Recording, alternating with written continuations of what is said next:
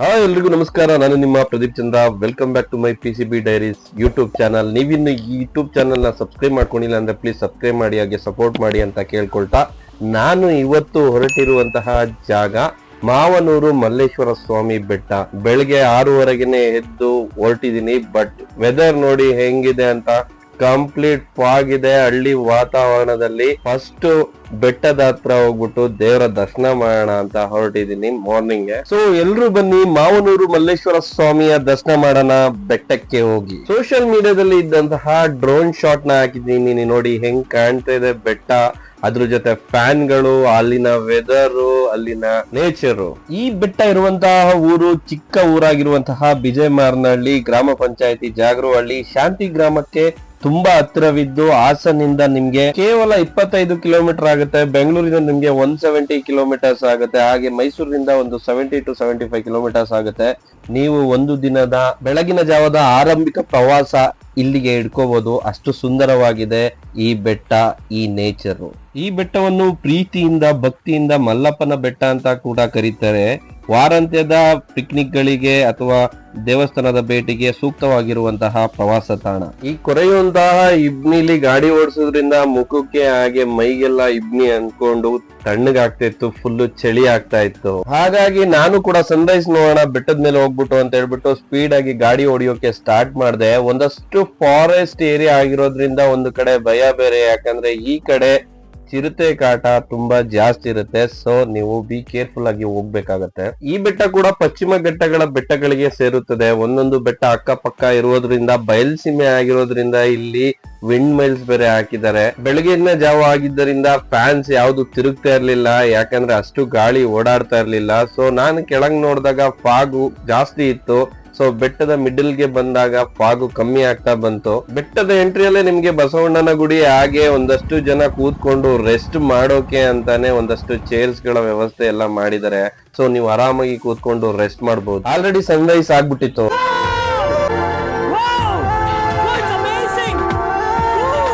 ದೇವಸ್ಥಾನದ ಮುಂದೆ ಪಾರ್ಕಿಂಗ್ ವ್ಯವಸ್ಥೆ ಕೂಡ ಸಖತ್ತಾಗಿದೆ. ಹಾಗೆ ಟಾರ್ ರೋಡಿನ ವ್ಯವಸ್ಥೆ ಕೂಡ ಚೆನ್ನಾಗಿದೆ. ನೀವು ಆರಾಮಾಗಿ ಗಾಡಿಗಳಲ್ಲೇ ಬರ್ಬೋದು. ಬಟ್ ಫ್ಯಾನ್ಸ್ ಅವಾಗ ತಾನೇ ಸ್ಟಾರ್ಟ್ ಆಗ್ತಿತ್ತು, ಯಾಕಂದ್ರೆ ಅವಾಗ ತಾನೇ ಬಿಸಿಲು ಬರ್ತಾ ಇತ್ತು. ಜಸ್ಟ್ ಲೈಟ್ ಆಗಿ ಮೂವ್ ಆಗಕ್ಕೆ ಸ್ಟಾರ್ಟ್ ಆದ್ವು ಫ್ಯಾನ್ಸ್. ಬಟ್ ನಾನು ನೋಡ್ತಿರುವಂತದ್ದು ದೇವಸ್ಥಾನದ ಬ್ಯಾಕ್ ಸೈಡ್ ನೋಡಿ, ಅರ್ಧ ನಿಮ್ಗೆ ಮಂಜು ಕಾಣ್ತಿದೆ, ಇನ್ನು ಅರ್ಧ ಮಂಜು ಕಾಣ್ತಾ ಇಲ್ಲ. ಸೊ ಈ ಕಡೆ ಸನ್ರೈಸ್ ಆಗಿರೋ ಕಡೆ ಮಂಜು ಕರಗಿ ಫುಲ್ ಕ್ಲಿಯರ್ ಆಗಿದೆ. ಬಟ್ ಆ ಕಡೆ ನಿಮ್ಗೆ ಮಂಜು ಕರಗಿಲ್ಲ.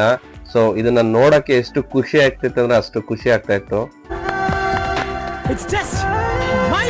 ದೇವಸ್ಥಾನದ ಮುಂಭಾಗದಲ್ಲಿರುವಂತಹ ಕಂಪ್ಲೀಟ್ ಪ್ರಾಂತ್ಯ ಹಿಮದಿಂದ ಕರಗಿ ಆರಾಮಾಗಿ ಎಲ್ಲಾ ಕಾಣಿಸ್ತಾ ಇತ್ತು. ಸೂರ್ಯನ ಕಿರಣಗಳು ಡೈರೆಕ್ಟ್ ಆಗಿ ಬೆಟ್ಟಕ್ಕೆ ಹೊಡಿತಾ ಇದೆ ಅನ್ನೋ ಫೀಲ್ ಬರ್ತಾ ಇತ್ತು. ದೇವಸ್ಥಾನದ ಮೇಲೆ ಗೋಲ್ಡನ್ ಕಲರ್ ಹೊಡೆದಿರೋದ್ರಿಂದ ಆ ಸೂರ್ಯನ ಕಿರಣಗಳಿಗೆ ಗೋಲ್ಡ್ ಕಲರ್ ಟೆಂಪಲ್ ತರ ಕಾಣಿಸ್ತಾ ಇತ್ತು ಈ ಮಾವನೂರು ಮಲ್ಲೇಶ್ವರ ಟೆಂಪಲ್. ನನ್ಗೇನ್ ಕುತೂಹಲ ಅಂದ್ರೆ, ಒಂದೇ ಜಾಗದಲ್ಲಿ ಇಟ್ಕೊಂಡು ಎರಡು ತರ ಇರುವಂತಹ ನೇಚರ್ ನ ನೋಡ್ತಾ ಇದ್ದೀನಿ.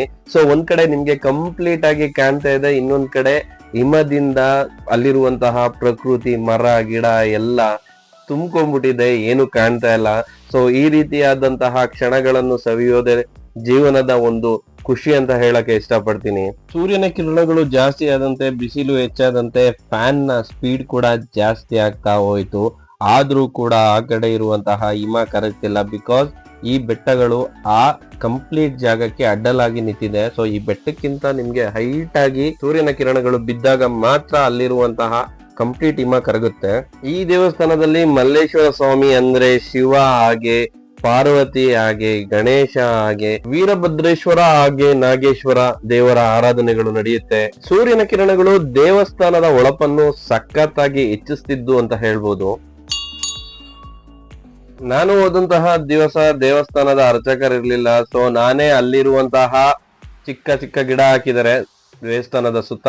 ಆ ಗಿಡದಲ್ಲಿ ಒಂದೆರಡು ಹೂವುಗಳನ್ನ ಕಿತ್ಕೊಂಡು ಪ್ರತಿಯೊಂದು ದೇವರಿಗೂ ಒಂದೊಂದು ಹೂವುಗಳನ್ನ ಇಟ್ಟು ಎಲ್ಲಾ ದೇವರಿಗೂ ನಮಸ್ಕಾರ ಮಾಡಿ ಹಣೆಗೆ ವಿಭೂತಿ ಇಟ್ಕೊಂಡು ಅಲ್ಲಿಂದ ಹೊರಡೋಣ ಅಂತ ಹೊರಟೆ. ಬಟ್ ಇಲ್ಲಿಂದ ಹೋಗಕ್ಕೇನೆ ಮನ್ಸು ಬರ್ತಿರ್ಲಿಲ್ಲ, ಅಷ್ಟು ತಣ್ಣಗಿರುವಂತಹ ಗಾಳಿ, ಬೆಳಗಿನ ಜಾವದ ಸೂರ್ಯನ ಕಿರಣ ತಲೆ ಮೇಲೆ ಮೈ ಮೇಲೆ ಬಿದ್ದಾಗ ಆಗುವಂತಹ ಒಂದಷ್ಟು ನರ್ವ್ಸ್ ಎಲ್ಲ ಆಕ್ಟಿವೇಟ್ ಆದಂಗೆ ಅನಿಸ್ತು.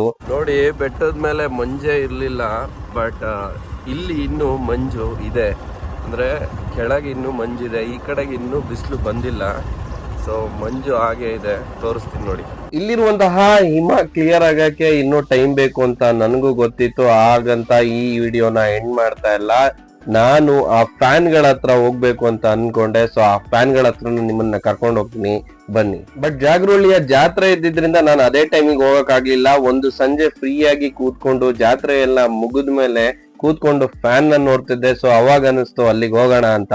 ನೀವು ಜಾಗರಹೊಳಿಯ ಜಾತ್ರೆಯ ವಿಡಿಯೋ ನೋಡಿಲ್ಲ ಅಂದ್ರೆ ನನ್ನ ಡಿಸ್ಕ್ರಿಪ್ಷನ್ ಅಲ್ಲಿ ಲಿಂಕ್ ಆಗಿರ್ತೀನಿ, ಹಾಗೆ ನನ್ನ ಯೂಟ್ಯೂಬ್ ಚಾನಲ್ ಅಲ್ಲಿ ಇದೆ, ದಯವಿಟ್ಟು ಹೋಗಿ ನೋಡಿ. ನಮ್ಗೆ ಮನ್ಸಿಗೆ ಏನನ್ಸುತ್ತೆ ಅದನ್ನ ಮಾಡ್ಬೇಕು, ಇಲ್ಲ ತಿಂದನ್ನ ಮೈಗತ್ತಲ್ಲ ಅಂತ ಹೇಳ್ತಾರಲ್ಲ ಹಂಗೆ. ಸೊ ನಾನು ಬೈಕ್ ಎತ್ಕೊಂಡು ಸೀದಾ ಆಫ್ ರೋಡಿಂಗ್ ಮಾಡ್ಕೊಂಡು ಬಂದೇ ಬಿಟ್ಟೆ. ಬೆಟ್ಟಗಳ ಮೇಲೆ ನಿಂತ್ಕೊಂಡು ಸುತ್ತಮುತ್ತ ಇರುವಂತಹ ಊರು, ನೇಚರ್ ನ ನೋಡೋದ್ ಖುಷಿ. ಬಟ್ ಈ ಬೆಟ್ಟಕ್ಕೆ ಬರ್ಬೇಕಾದ್ರೆ ಈ ಬೆಟ್ಟದ ಬಗ್ಗೆ ತಿಳ್ಕೊಂಡ್ ಬರ್ಬೇಕಾಗತ್ತೆ.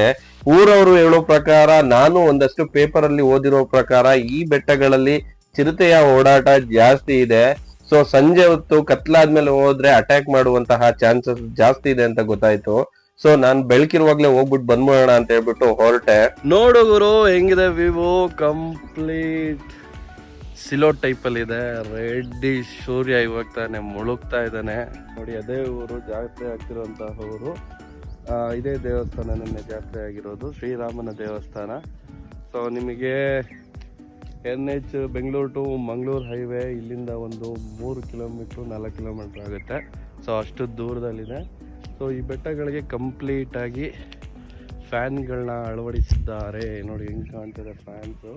ಅಲ್ಲೇನೋ ಹೊಗೆ ಬರ್ತಿದೆ, ಮೇ ಬಿ ಕಾಡಾಗಿರೋದ್ರಿಂದ ಬೇಸಿಗೆ ಟೈಮಲ್ಲಿ ಕಾಡ್ಗಿತ್ತಾಗುವಂತಹ ಸಂದರ್ಭಗಳು ಜಾಸ್ತಿ ಇರುತ್ತೆ. ಹೊಗೆ ನೋಡಿ ಅಲ್ಲಿವರೆಗೂ ಹೋಗ್ತಾ ಇದೆ. ಸಾಕಾಗಿದೆ ಗುರು. ನಿಮಗೆ ಟ್ರೆಕ್ಕಿಂಗ್ ಮಾಡೋಕ್ಕೆ, ಆಫ್ ರೋಡಿಂಗ್ ಮಾಡೋಕ್ಕೆ ಅದೇ ಗಾಡಿ ಬೇಕು ಇದೇ ಗಾಡಿ ಬೇಕು ಅಂತ ಏನಿಲ್ಲ. ನಿಮಗೆ ಮೊದಲಿಗೆ ಮನಸ್ಸಿರಬೇಕು. ಮನಸ್ಸಿದ್ರೆ ಈ ಥರ ಡಿಸ್ಕವರ್ ಗಾಡಿಲೂ ಕೂಡ ಈ ಥರ ಬೆಟ್ಟಕ್ಕೆ ಹತ್ತಿಸ್ಬೋದು. ಸೊ ನೀವು ಮನಸ್ಸು ಮಾಡಬೇಕು, ಮನಸ್ಸಿದ್ರೆ ಮಾರ್ಗ ಅಂತ ಹೇಳ್ತಾರಲ್ಲ ಹಂಗೆ. ಸೊ ನೀವು ಮನಸ್ಸು ಮಾಡಿ ಟ್ರಾವೆಲ್ ಮಾಡಿ, ನಿಮ್ಮ ಜೀವನದಲ್ಲಿ ನೆನಪುಗಳ ಬುತ್ತಿಯನ್ನು ಜಾಸ್ತಿ ಮಾಡಿ.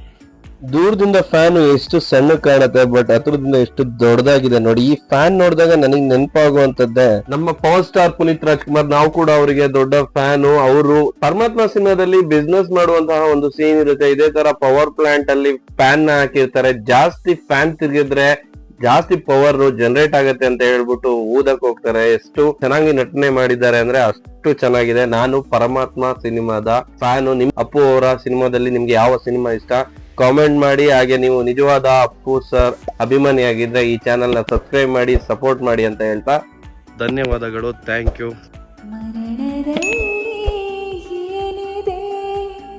ಬದುಕಿ ಬರು